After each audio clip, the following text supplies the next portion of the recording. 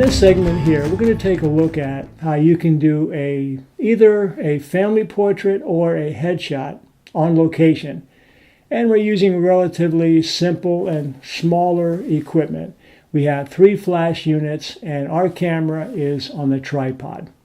As you can see here, on top of the camera and in the hot shoe, I have mounted a Nikon speedlight. And this is the SB800. And I usually have a diffuser over the dome here. And this is set to shoot TTL.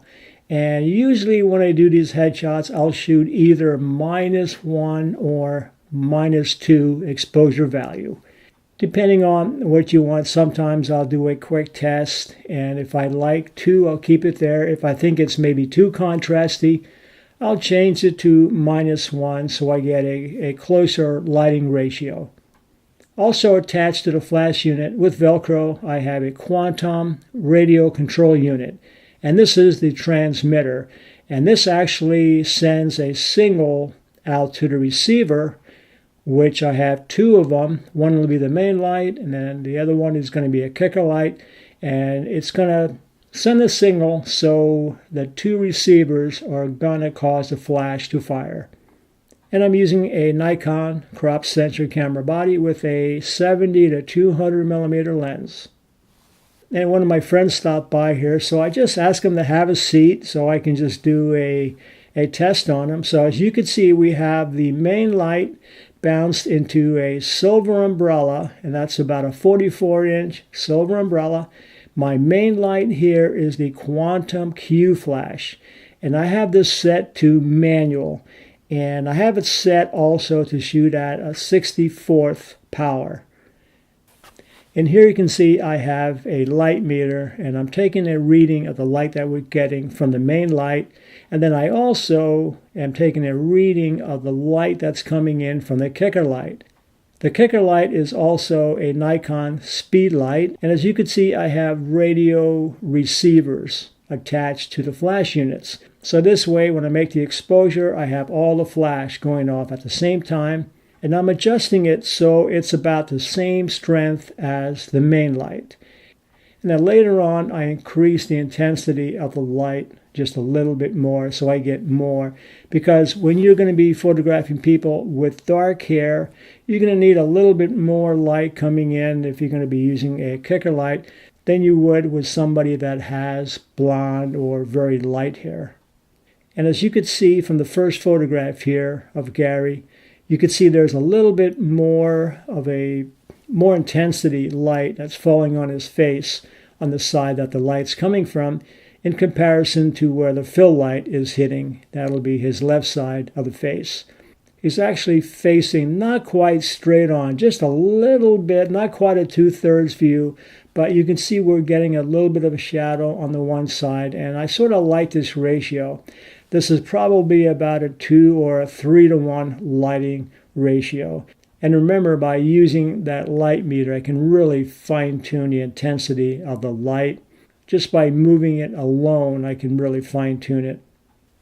So looking at this image, I like the main light. I think that's fine. And I want to increase the kicker light just a little bit. I think it's a little bit weak.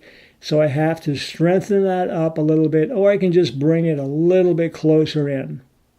On the next image here, you could see how I increased the intensity of the kicker light, how it's so much brighter, and it just seems to give a little bit more modeling or highlight to the face, making it stand out.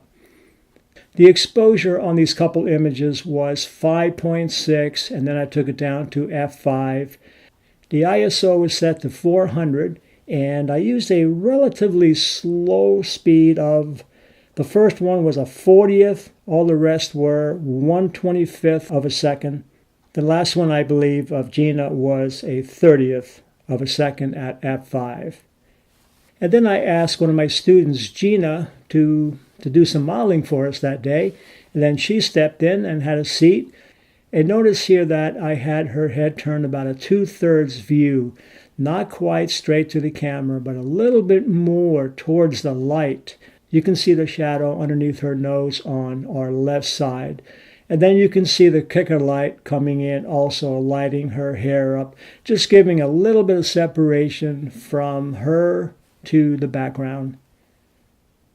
And then I thought this would be a nice opportunity to add a backlight. So what I did was use the light that was formerly the kicker. I put it right behind her. I may have increased the intensity just a little bit more so it shows up more.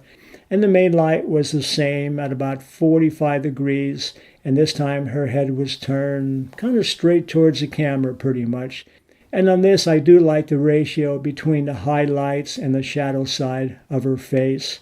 And this is the one that was done at a 30th of a second at f5, ISO 400. So let's take a look at a few more business portrait headshots. And normally when I do a headshot, I'll bring along a portable background. And this is about, I believe it's about 6 feet wide. It's a roll-up canvas background that I put onto a light stand. And then here, looking at this gentleman, this is the same lighting system, same umbrella, same main light. However, I cut the intensity of the kicker light down quite a bit here. You could see it a little bit on his ear on our right side. When I first started to take these, I noticed it was too much.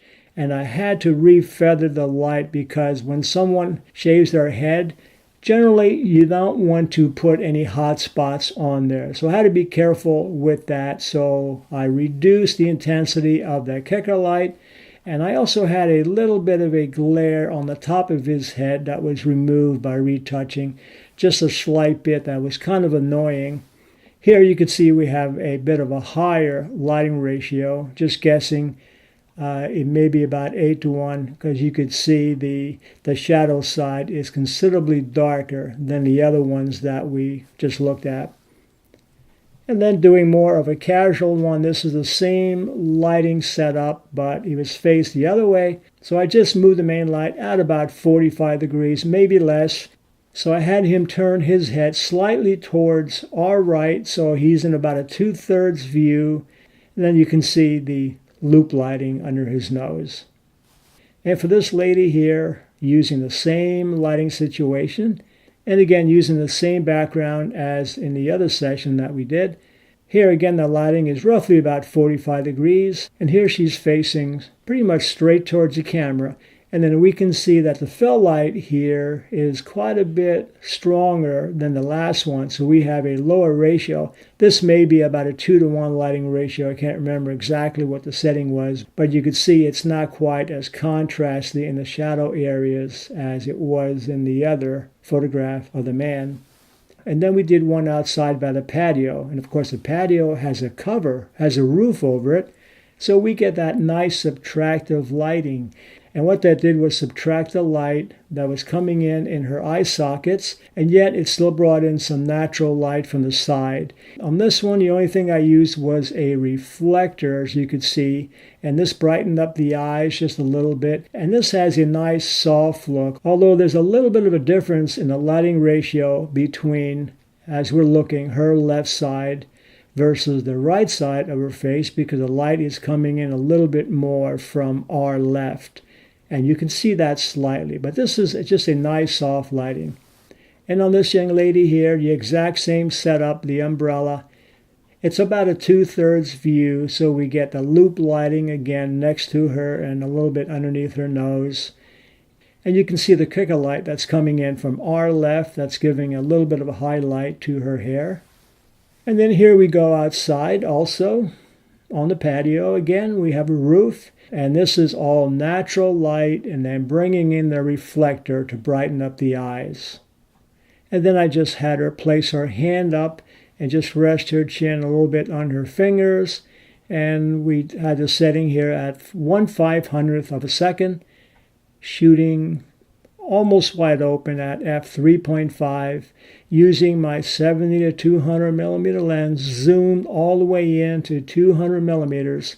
And notice that we were on the patio here with the roof on top.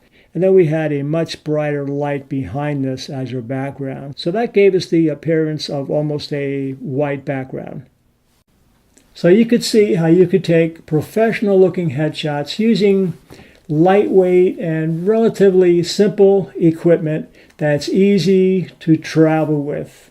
The umbrella is very simple to fold up, as you know, whereas compared to a giant softbox, which sometimes I also use, but it's kind of hard to travel with because I could take it apart, but it's kind of a job. It takes a while to put back together, where the umbrella is just a few seconds and it's assembled. Just keep your eye on the lighting. If you have it at 45 degrees to the camera and your subject is facing straight towards the camera, you're going to get that 45 degree or more of a Rembrandt lighting look, where if you turn your subject's head a little bit more towards the light, you may get the loop lighting, the shadow on the side of the nose, and that's also a nice effect to use. And then keep in mind, if you turn your subject head, just the head, straight towards the camera, and you lift up that light up a little bit higher, you're going to get that butterfly lighting, and that's very popular again for model photographs.